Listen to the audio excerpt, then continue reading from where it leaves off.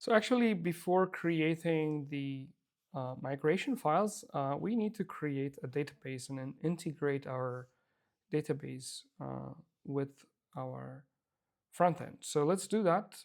I already have an account on Supabase. You need to sign up. Once you sign up, then you need to create an organization. Once you have an organization, inside the organization, you can create a project.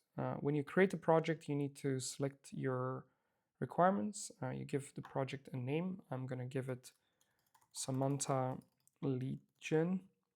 And then you select your requirements. Sorry, the specification of your compute size. The smallest is around $10 per month with 1 GB RAM and 2-core ARM processor or CPU.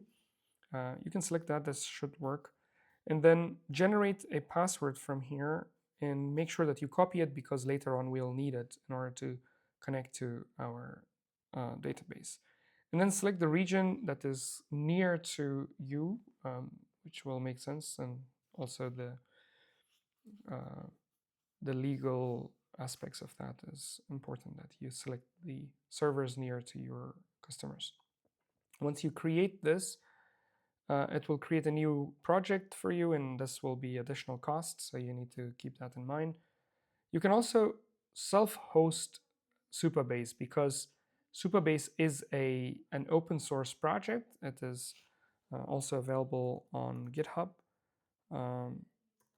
GitHub Supabase, and then you can find it out and you can fork it. You can do it. You can see that there is like an Apache license and also TypeScript and everything. Very, very famous open source project. 31,000 commits, 86,000 stars, and it's ongoing for a very long time now.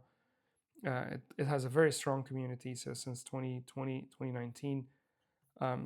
So this is something that you'll definitely love using, and I believe you'll stay here for a very long time. So it's going to take some time in order for this project to set up. Once the project is set up, then we will do the project integration and project settings in our Supabase, in our Next.js application, so that the Next.js migrations can run and execute tasks on our Supabase, where eventually in this table editor, we'll see new tables created as soon as we run our migrations.